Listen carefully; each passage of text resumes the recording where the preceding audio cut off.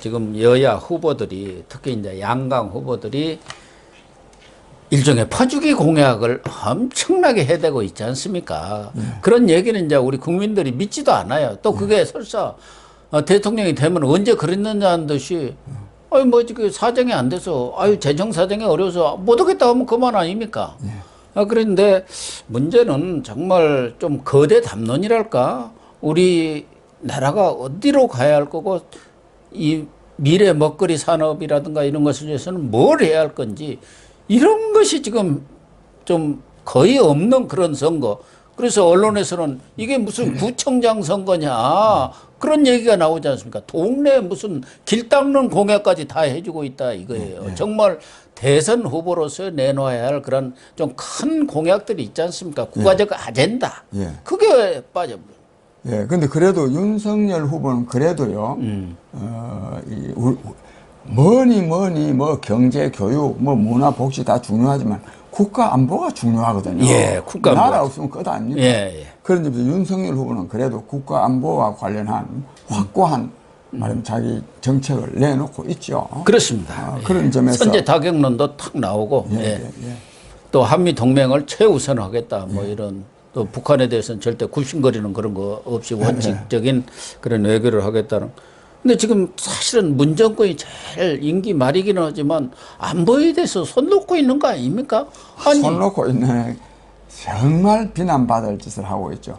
아니 북한에서요 연일 하루가 멀다고 지금 탄도 미사일을 쏴대요. 초음속 미사일까지 쏘고 있는데도요. 그걸 제대로 한번 도발이라는 말도 한번 못 씁니다. 예, 그러니까요. 이렇게 손 놓고 있어도 되는 건가요? 전혀 안 되죠. 그래서 정권이 바뀌어야 됩니다. 예. 아니 지금 극초음속 마하 10을 넘는 그런 것을 연일 쏘아야 되는데 문제는 뭐 엊그제 언론에도 그렇게 나와 있던데 군의 이 탐지 능력이 떨어져 갖고 발사 지점도 제대로 모르는 경우가 많고 사거리가 얼마인지도 맨날 틀리고 비행 고도도 틀리고 비행 방향도 내륙에서 쏘았다는데 동해상에서 쏜 걸로 이렇게 나오고 근데 이렇게 저는 되니까 그런 기사를 보면서요. 예. 이 사람들이 몰라서 그러는지 너무 정확하게 알면 북한한테 밉보일까 싶어서 그러는지 의심스러워요. 아 그렇습니까? 예.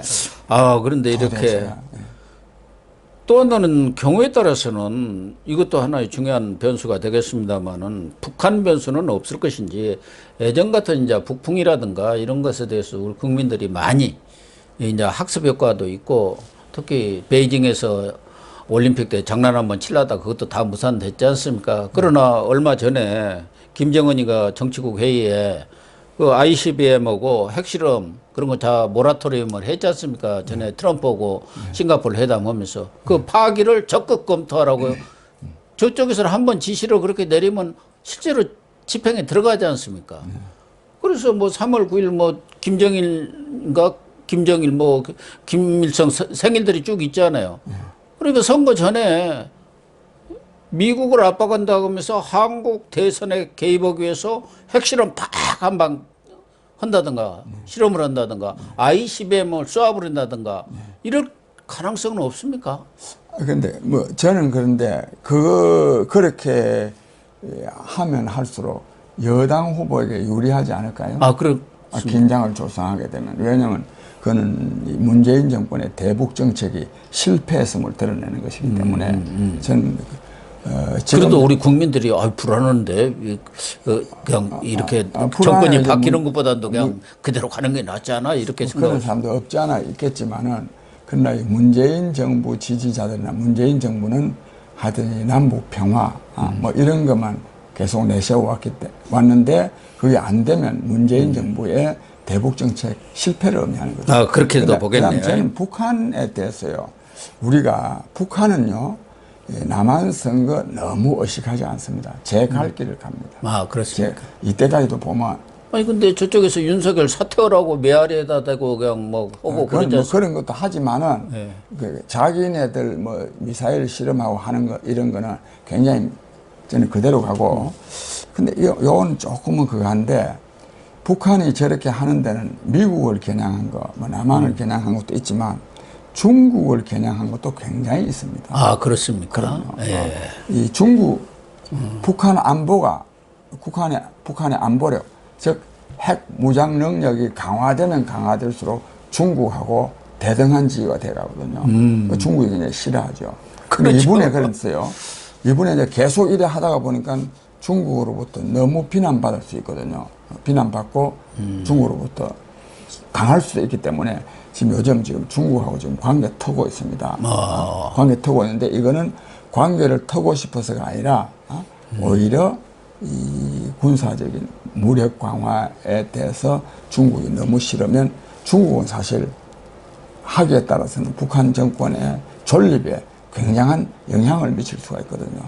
저는 그래서 이 북한의 군사력 강화는 단순히 남북 간의 정치 문제만이 아니라 국제사회에서 특히 미국과 또 중국과의 관계 속에서 북한 나름으로의 말하자면 지위 강화를 위한 측면이 저는 강하다고 봅니다. 예, 우리 장 대표님 말씀을 듣고 보니까 좀 이렇게 큰 시야에서 보시는 것 같습니다. 예. 얼마 전에 윤석열 후보는 진짜 청와대 해체, 청와대는 말을 없애버리겠다. 광화문, 거기다 집무실을 만들고 광화문 청사 있지 않습니까? 그럼 이제 청와대는 시민들한테 돌려주고 거기 뭐 관광명소를 한다든가 또 사저도 관저죠. 관저도 종리 공간으로 옮겨버리겠다. 그러면 이제 청와대라는 자체가 이제 소멸되는 거 아닙니까? 근데 그 공약을 문재인도 했었고 그 전에도 뭐 여러 사람들이 했습니다만은 지켜지지 않았단 말이에요. 근데 이제 윤석열 후보는 나는 집무 첫날부터 광화문 청사로 출근하겠다 이렇게 하니까 그래도 이번엔 될 모양이다 그런 생각도 들어요. 사실요, 내가 이 말 잘 안 해야 되는데 뭐 해도 괜찮은데요. 제가 그 윤 후보한테 그 현재의 청와대를 없애고 광화문에다가 대통령 집무실을 청와대가 아니죠 이제는 대통령 집무실을 마련해야 된다고 제가 제안했습니다. 아, 잘하셨네요. 아, 그러셨군요. 그게 방금 말씀한 대로 그냥 또 제안해놔놓고 청와대 가서 실컷 근무하다가요 보면 또 어렵거든요. 내가 그래서 어떤 제안을 했냐면 나는 취임 첫날을 청와대 새로 마련한 집무실에서 근무토록 하겠다. 아, 광화문에. 그리고 내가 제안할 때는 종합청사는 아니었습니다. 아, 그렇습니다. 왜냐하면 종합청사에다가 하게 되면 대통령 집무실이 종합청사에 있으면요 완전히 경호가 많아가지고 다른 부서들이 제대로 활동을 못 합니다. 못하죠. 국민들이 들라 그랬는데 저는 그래서 제안하기를 광화문 근방에 단독 건물 한 3층, 3, 4층을 하나를 별도로 빌려야 된다. 임대를 해가지고 인수위 기간이 상당히 길지 않습니까? 2월달부터 5월달까지 한 석 달 넘으면 되잖아요. 그 사이에 얼마인지 저는 그리고 대통령 경호실을 막 너무 하면 안 된다고 생각합니다. 아니 그렇게나 경호를 받아야 됩니까? 그리고 안 할 말로 또요. 누구도 다 사고 날 수 있는데 대통령도 사고 날 수도 있는 거지. 아니, 이렇게 그래서 저는 독립 건물을 하나, 조그만 건물을 하나 해가지고 해야 되고 지금은 청와대 직원이요 한 500명 됩니다. 인구 3억 5천만인 미국 백악관 직원이 한 700명 된답니다. 이래 많으면 안 됩니다. 청와대는 진짜 비서실이 돼야 됩니다. 그래서 저는 그 청와대에다 마련했으면 좋고 그리고 집무 첫날을 광화문에서 집무해야 된다 이겁니다. 사실은 청사에서 대통령이 집무하면은 다른 공무원들이 거의 거기서 경호 때문에 대통령 경호 그리고 때문에 일반 또 국민들이 들어가 불편하죠. 불편하지. 저는 그래서 내가 그 문제가 그런 저런 것 때문에 문재인도 따져 보니까 경호 때문에 안 되겠다라 해갖고 또 그냥 주저앉은 거 아닙니까? 그래서 아이디어가 괜찮죠. 독립 건물을 하나 빌리면 됩니다. 그 소문 안 나게 하나 딱 빌려가지고 딱 하면 되죠. 저는 그리고 대통령이요 그런 모습을 보여야 됩니다. 저는 또 하나 중요한 제안이 있는데 내가 이것도 뭐 이제 여러 가지 다른 후보들과도 관련해서 내가 말을 안 하는데 대통령의 권한이 너무 특혜가 너무 많으면 안 됩니다. 아, 그렇죠. 아, 제왕적 제1모섬 아닙니까? 대한민국 제1모섬이 모섬의 지위에 있어야 되죠. 예. 그 광화문 이 진짜 시대를 여는 그런 대통령이 진짜 실현이 됐으면 좋겠어요. 그런 시대가 돼야 되고 또 하나는 대통령의 권한이 굉장히 분산돼야 됩니다. 예. 분산. 그 점은 또 뭐 대통령제라 하더라도 예. 윤석열 그래서 후보도 후보 단일화도 돼야 된다고 보는데 예. 이 후보 단일화도 단순히 선거에서 이기기 위한 단일화가 아니라 예. 단일화를 통해서 저는 공동정부로 나아간다고 생각합니다. 그래서 그 단일화도 이제 대선에 이기기 위한 중대 변수이고 또 공동정부, 공동집권의 그런 의미가 상당히 큰데 최근에 국민의힘 내에서도 단일화에 대해서 상당히 회의적인 시각들도 있는 것 같아요. 회의적인 시각 정도가 아니라 그저 선자강을 해야 한다. 안철수 후보를 비난하는 말들이 많이 나오죠. 뭐 특히 뭐 이준석 대표는 늘 그래 왔습니다만은 이제 그쪽에서도 좀 논리적으로 이해가 되는 부분이 있어요. 만약 단일화 이렇게 프레임으로 어떤 그 이슈가 부각이 돼버리면은 정권 교체 이슈는 묻혀버리고 단일화가 되느냐 마느냐 해갖고 또 협상한다 해갖고 왔다 갔다 하다 보면은 이게 단일화가 그동안 안철수에 하는 행위로 봐서는 쉽게 되지도 않고 그냥 지지부진하게 끌고 가면은 열기가 죽어버리지 않느냐. 그러니까 선자강 혼자 해도 이길 수 있을 정도로 계속 나가고 그리고 나서 막판에 뭐 단일화가 할 수 없이 할 필요가 있으면 해야 하는 것 아니냐 뭐 그런 쪽에. 그러니까 단일화를 처음부터 내세우면 안 되죠. 안 되지만 그러나 굳이 상대방을 비난할 필요까지는 그렇죠. 그건 없습니다. 비난. 그 말씀이지. 윤석열을 지금부터는 단일화 계속 추진하자. 그러면 그게 안 되죠. 윤석열 후보는 뭐 비난하는 게 없지 않습니까? 이준석이는 경우에 따라서는 뭐 개인적인 뭐 사감도 있겠습니다만 또 협상이라는 거 대비해서 배드가이 역할도 좀 해줘야 하는 거 아닙니까? 누가 속값을 떨어뜨려 놔야죠. 그러 않으면은 뭐 나 완주야 하면서 계속 하면은 이거 참 골치 아프잖아요. 지금 앞으로 골치 아픈 일이 생길 가능성이 있어요. 근데 지금 또 하나는 안철수가 이재명하고 손잡을 가능성이 높다 해가지고 이게 하나의 무슨 흑색전쟁이 뭐인데 지금 쫙 최근 이렇게 돌고 있습니다. 또 하나는 김종인 그 전 총괄위원장도 이재명하고 뭐 회동을 하느니만요. 본인도 뭐 만나자고 한번 만나지 뭐 이렇게 나오고 있어요. 그래서 이 안철수의 단일화가 이쪽 단일화냐 저쪽 단일화냐. 또 하나는 김종인이가 뭐 거기 가면은 표에 도움이 될지 자기 한 표나 되지 않겠나 보지 뭐 이런 것들도 변수가 되지 않습니까? 진짜 안철수가 저리 갈까요? 막판에 혹시 그런 일은 없으리라고 보고요. 예. 그런 점에 대해서는 안철수 후보가 또 분명한 입장을 밝혀야 됩니다. 네. 뭐 안철수 후보는 지금 뭐 자기의 선거 전략상 단일화는 없다 하는 거 하고 있잖아요. 뭐 그거야 다 그건 당연한 거고 네. 그러나 이재명 후보와의 단일화 문제가 나오고 그러면 나는 이재명 씨 같은 사람하고는 단일화 안 한다 하는 이런 입장을 밝히는 것이 옳습니다. 옳고 뭐 간접적으로는 밝혔어요. 밝힌 일이 있지. 예. 오래전에 많이 밝힌 예. 일이 있지. 그렇고요. 그 다음에 김종인 씨 그래서 하는 데 대해서는 제가 뭐 별로 언급하고 싶지 않습니다. 예. 우리 김종인 전 위원장 얘기만 나오면 잘 얘기를 안 하시더라고요. 우리 장 대표님이. 도대체 있을 수 있는 만나자면 만난다. 그야 뭐 원론적으로 그 말은 있을 수 있지만 예. 그래도 이 정치 지도자급의 인사는 그런 말은 그 자체가 뭐냐 만나서 도와줄 수도 있다 이런 뜻이거든요. 그러면 왜 만납니까 그게? 정치인들이? 그게 예, 그 말이 안 되는 소리. 그러니까 이 윤석열 후보한테 쫓겨난 게 아주 그 딱 맞는 거지.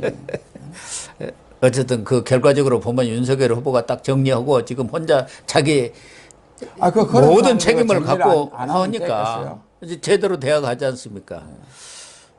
그런데 이재명 측에서는 유능한 경제 대통령 이런 그 캐치프레이즈를 걸고 나오는 것 같아요.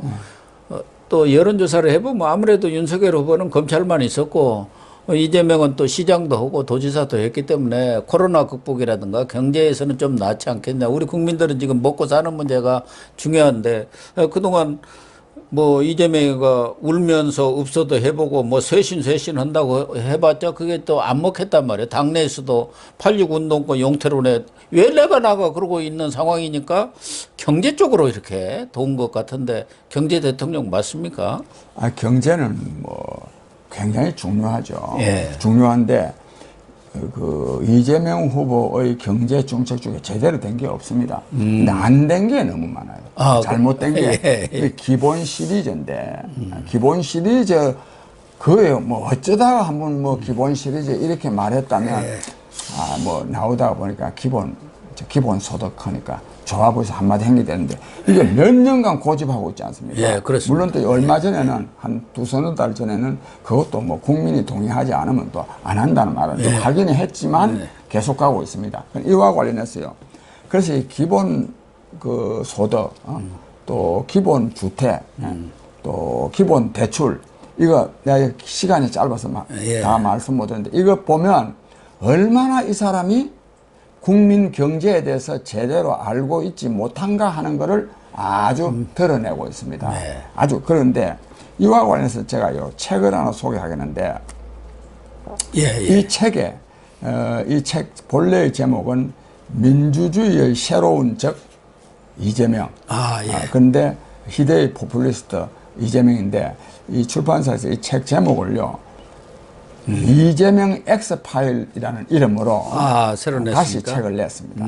그런데 여기에 보면 이 글 쓴 사람이 이민구라는 사람, 깨시민, 깨어있는 시민연대당의 대표와 최솔빗이라는 사람입니다.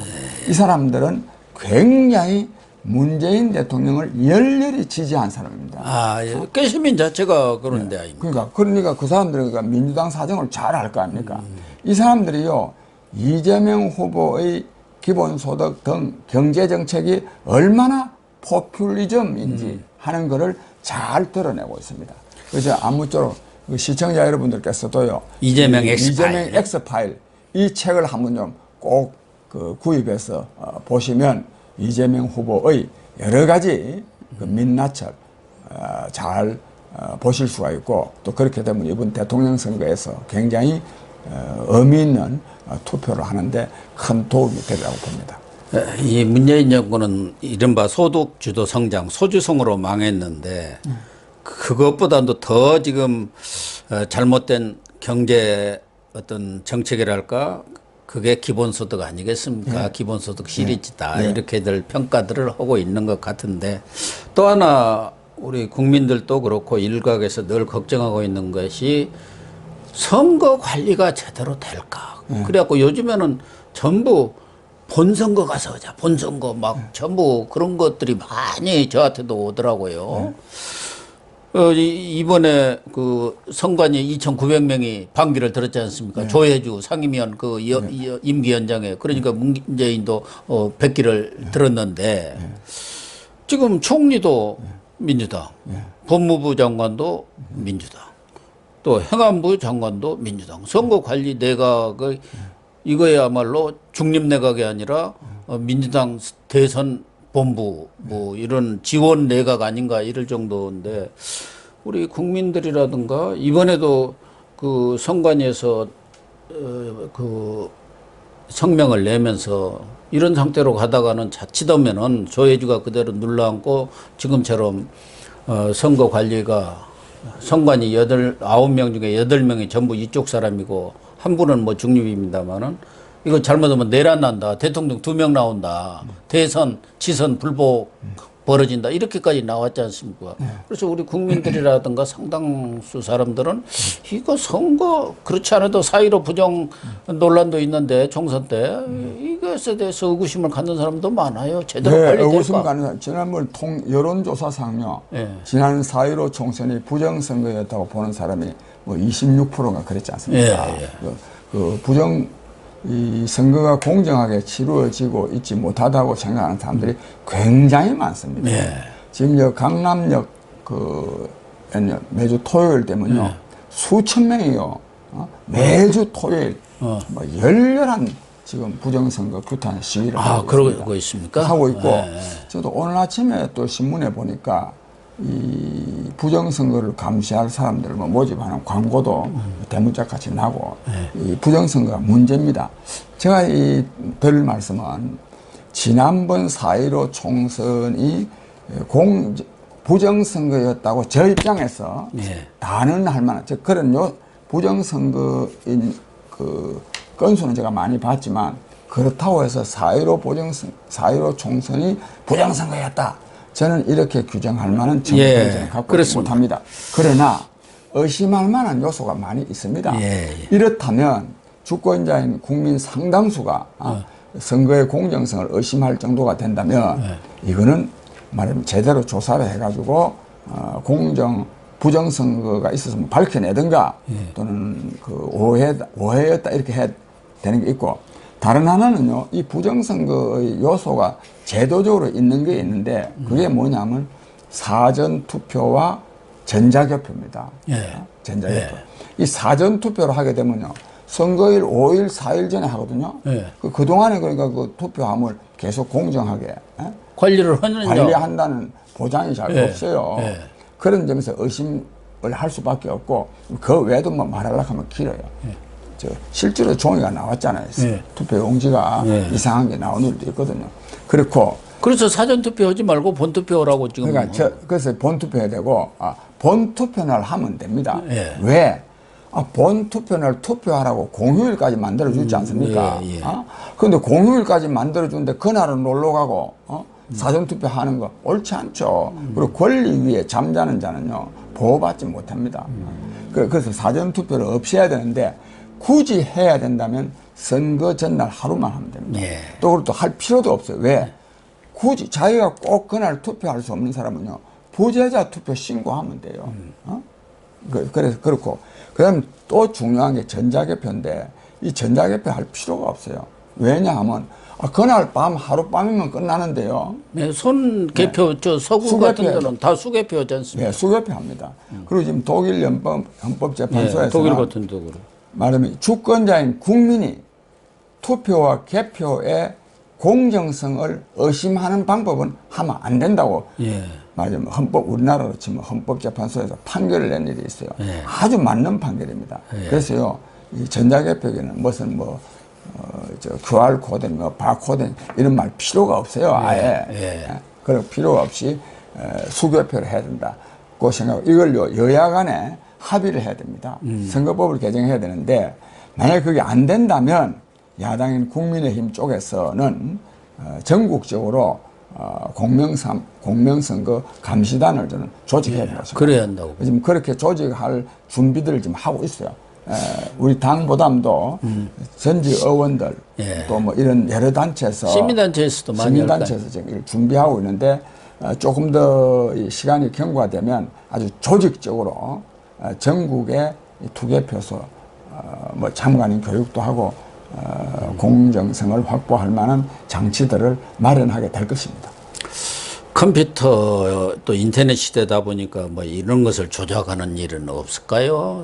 또 하나는 지금은 서버가 꼭 여기에 있지 않고 중국이라든가 북한 쪽에서 이제 또 인터넷 킹크랩인지 뭔지 동원할 수 있는 그런 것들이 워낙 기술이 발전돼 있어가지고 여론 조작도 많이 하지 않겠나 그런 우려들도 말이 있습니다. 있어요. 보통은요, 그 컴퓨터 전문가, 여당이 추천한 사람, 야당이 추천한 사람이 딱 하면, 그래가지고 바로 하면 되는 거 아니야. 이렇게 말하는데, 인터넷, 컴퓨터 기술이요, 매일 발전합니다. 그러니까요. 이 사람들은, 이거는 도저히 조작할 수 없다 해도 그 사람들이 모르는 조작 방법이 있을 수 있는 거예요. 그러니까요. 그 다음에 또요, 리모트 컨트롤, 원격 조종이요. 지금요, 국정원 문서도 지금 원격 조종 당하지 않습니까? 우리나라 국정원만이 아니라, 영국, 소련의 KGB 것도, 백악관 것도 해킹 당하는데, 이거 하나 해킹 못 하겠어요? 그러니까. 그래서 이 전자개표는 아예 하면 안 됩니다. 그러니까요. 그런 것에 대한 우려들이 많고, 자칫하다가는 정말 이 투개표를 놓고 큰 대란이 일어날 가능성도 우려하는 사람들도 있습니다. 그래서도요, 이 사이 부정선거 시비를 없애기 위해서도 이 야당 후보 윤석열 후보가 이재명 후보에 비해서 한 10% 이상 빡 앞서야 됩니다. 예, 그래야 저 사람들이 부정선거 말하면 핵책을 못합니다.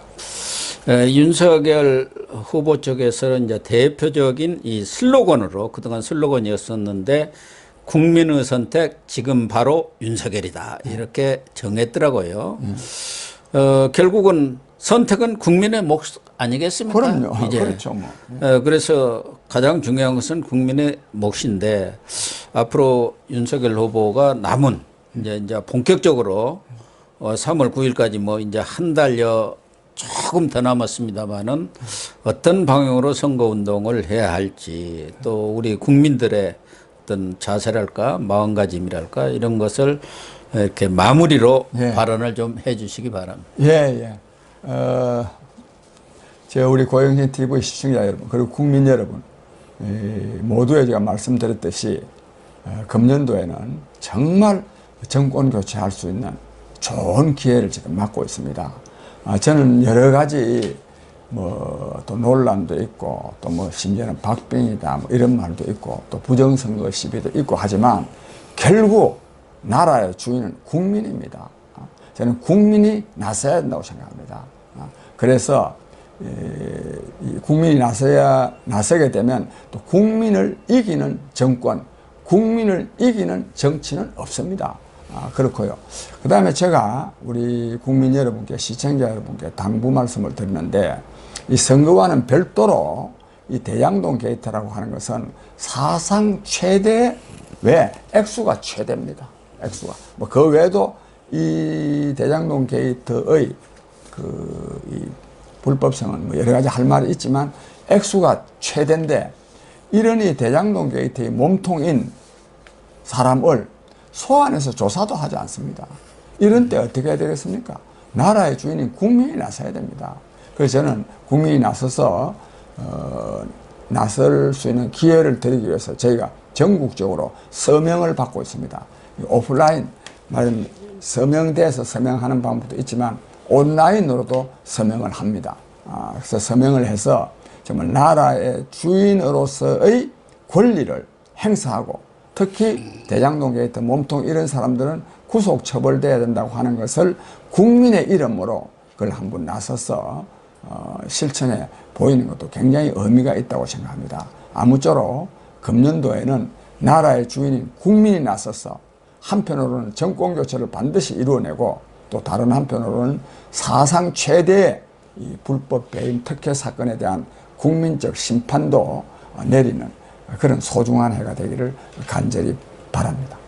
예. 네, 시청자 여러분, 오늘 방송 모두 마치도록 하겠습니다. 예, 네, 감사합니다. 감사합니다.